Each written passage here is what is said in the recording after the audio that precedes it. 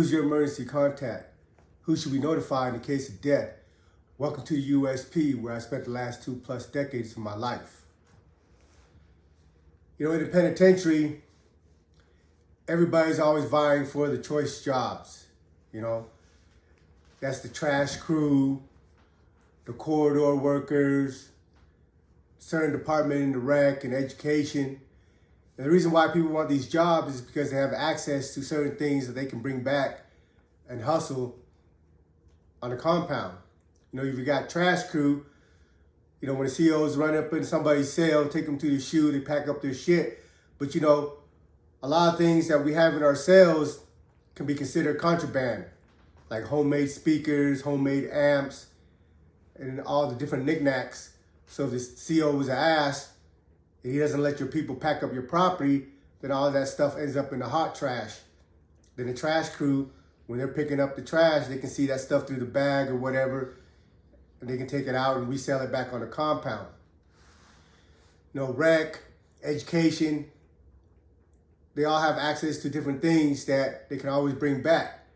Mainly, you know, the hot commodity in the penitentiary is tobacco products. Yeah, we're smoking spit.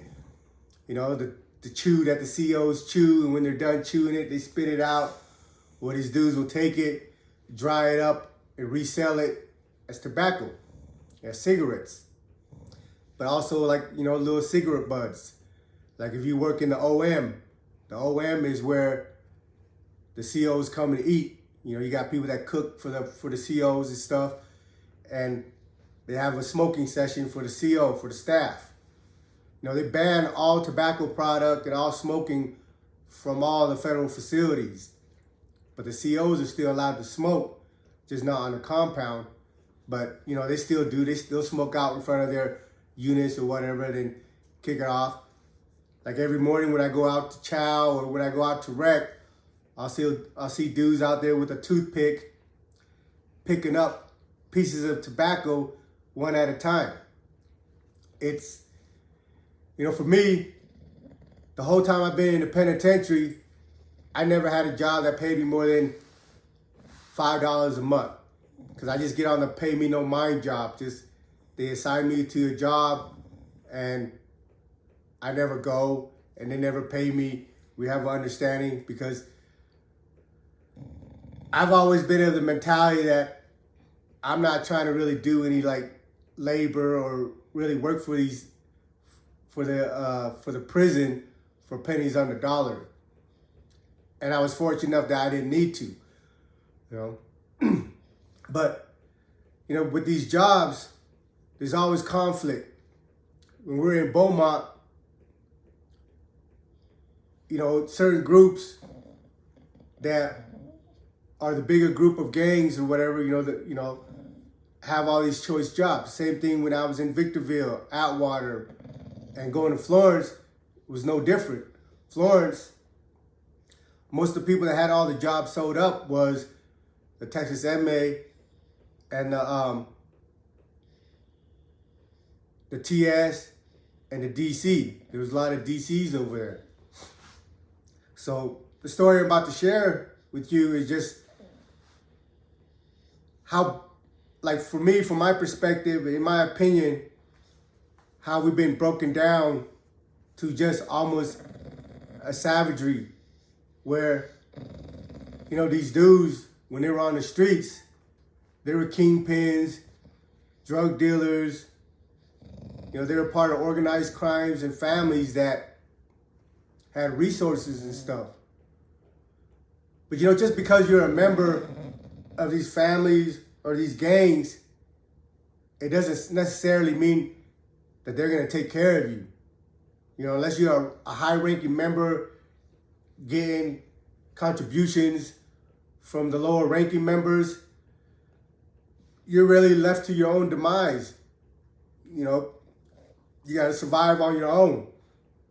Yeah, these different gangs are what, they have like a family pot and everything, but at the end of the day, they got to hustle for themselves, you know? So on this particular incident, that is white dude, he just came from ADX.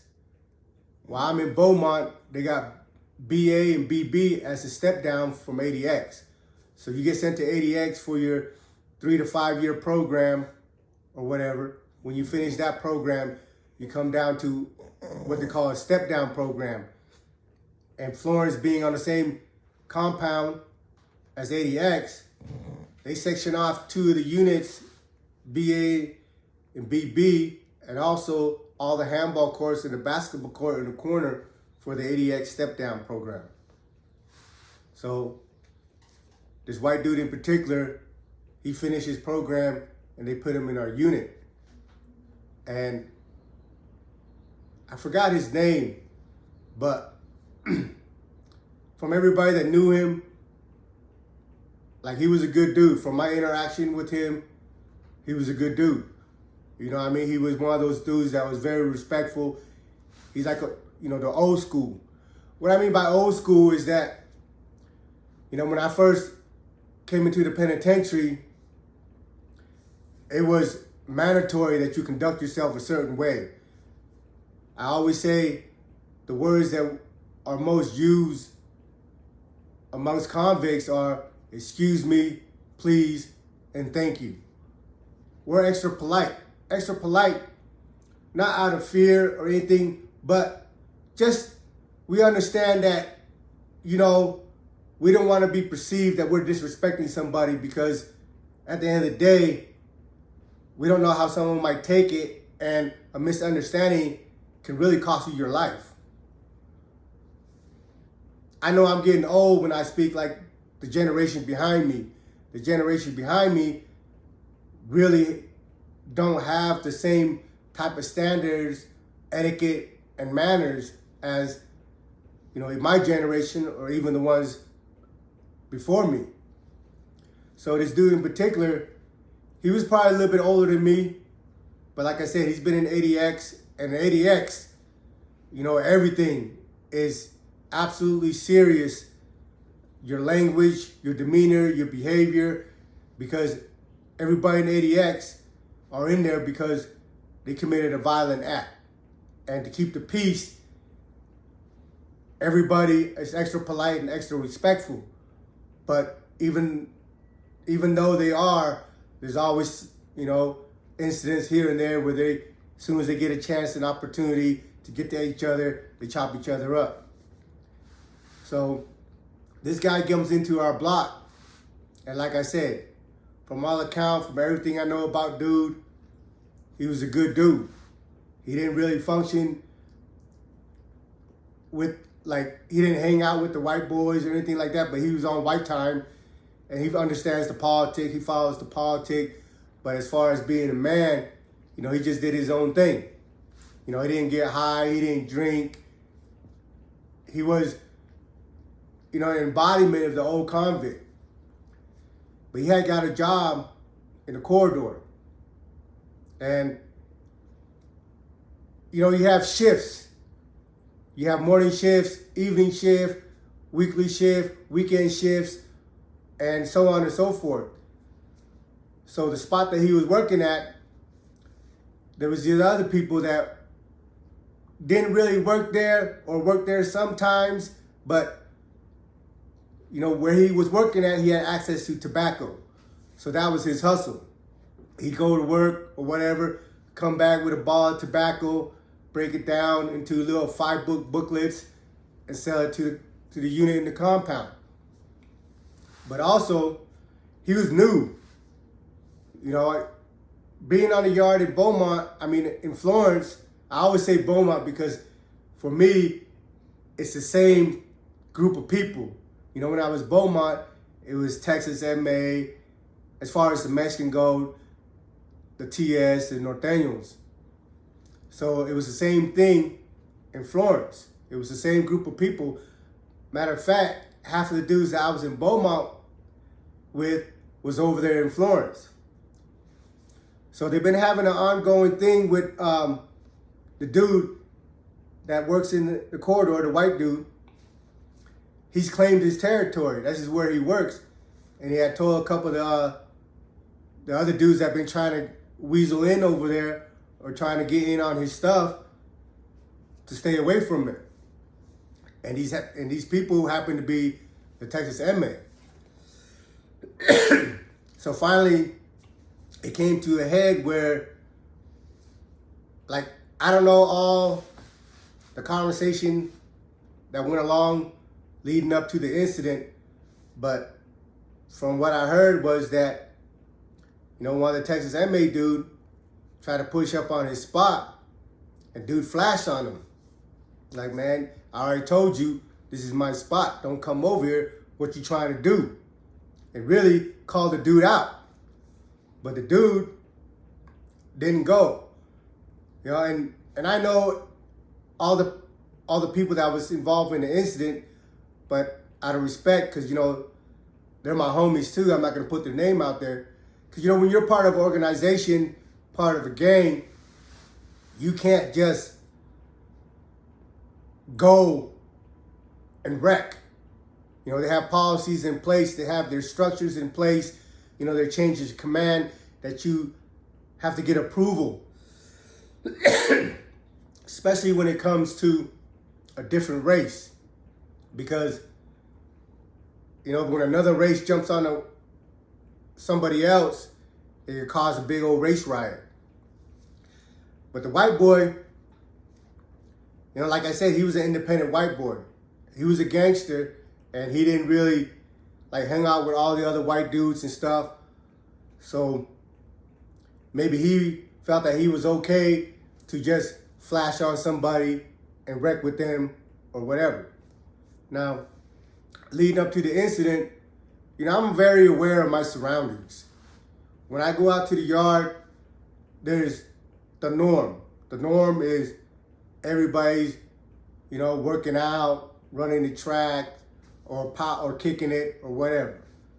Well, the couple of days leading up to the incident, every time I went out to the yard, I see people grouped up, powwowing, And most of the people that I saw that was powwowing was the Texas inmate. And I'm not privy to all the inner going-ons of everybody's business and stuff, but it's just from my perspective, I know that there's something brewing, And being that the white dude was in my block, I can hear the conversation with him and my neighbor, because he was telling my neighbor about the incident, because he fucked real tough with this with the homie. He's out of New York. He's I don't know what nationality he is. He's not black or Puerto Rican. He's something else, because I heard him speaking up with his mom before, and the language that he was speaking was something that I've never heard before, right? But he's a big old dude, but, always my buddy. Meet him, he's always sending food over to cook, and, so through him, I get bits and pieces of what's going on. You know what I mean? And I don't know why everybody feels like they want to share all the information and whatever it is, but it's just, prison is just like high school minus the girls. There's no secrets. Everybody hears about everything, and everybody has the best friends that shares, and so on and so forth. So at the end of the day, what it boiled down to was, after they had all their meetings or whatever, the Texas inmate pushed up on the white boys and told them, hey, you need to deal with this dude or we're all gonna wreck, because they felt that the white dude in particular that I'm speaking of disrespected one of them.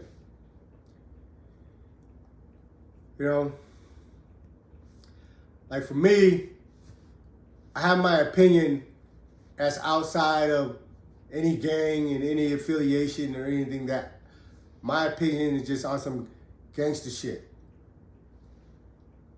It turned out that the white boys did bust a move on this white dude. We come out of unit. We come out of our cell, and he lives on the second tier, and two dudes jump on him. They're piecing him up. At first they were getting him, but like I said, dude been in 80X, dude ain't no punk, and he started, and he was holding his own, putting his lick in, punishing them until the COs But it's always hard to fight two dudes, especially when you're cornered and one of them is just holding you, you know? So, you know, at the end, they finally got it. One of them wrapped him up while the other dude was swinging on him. But for the most part, like, dude did his business, handled his business, and did his part. And the COs came up, ran him up, contained the situation, cuffed them all up, and took them out of the unit. So after the incident, you know, all the stories came out. You know, they had the white dude that was in the block that had the unit. You know, and me and him was cool too. But at the same time, you know, in my opinion, it's like you got a good dude that's a soldier for you. And you decided to jump on him because you didn't want to wreck with somebody else. And the dude wasn't really in the wrong, you know. I mean, maybe he was in the wrong by flashing on dude.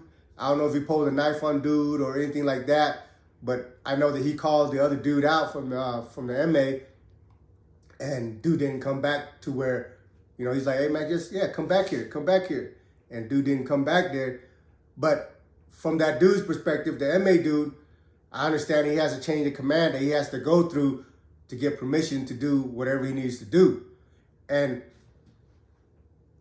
I'm not here to, you know, like say that somebody is soft or not, because the MA dude that I'm talking about later on when I get there, end up putting in work and chopping somebody up. You know what I mean? So it's just when you're part of a family, you're part of a gang, you have policies in place that you have to abide by. That is bigger than your ego and your pride. But my issue is not with them. The issue that I have, or the things that I didn't really agree with, you know, just on my personal opinion, just being a convict, being a gangster, that the white boys should have had his back. Regardless if you're outnumbered, you know, I've always been outnumbered. Every penitentiary I've been to, besides Atwater, when I was in Beaumont, Victorville, you know, when Victorville first opened up, you know, a lot of homies got put in Victorville now. Florence, Louis, you know, everywhere I've been outnumbered, 100-1. You know, in Atwater, we had like about 40 homies. But in Beaumont, we had 9. In Florence, it fluctuated between 4 and 7. So, I just never buy into the idea of punishing one of your homies, especially if they're really not in the wrong, because you're afraid to wreck with somebody because they're of a bigger group. Because, you know, it's easy for you to have heart and go put in work when the odds are in your favor, when you got 50 of your homies to 20 of them, or 3 of you going to jump on one dude. It's easy to do that because you know that you have the advantage and the outcome is going to be in your favor. But when your back is against the wall, when the numbers are against you, for me, that's when it's a testament of who you really are as a man. And it's just disappointing because, you know, I like the dude that ran the yard not the yard, but the unit for the white boys. He was cool. We all, you know, we function. You know, when I cook and stuff, he comes and buy food with me. We look out for each other in whatever way we can through the course of our time. But it's just, you know, me thinking the way that I think, that, you know, if you got a good homie, you're supposed to back their play, regardless of what the odds is, regardless of what the consequence is. Because if not, why the fuck are we homies? Welcome to the USP.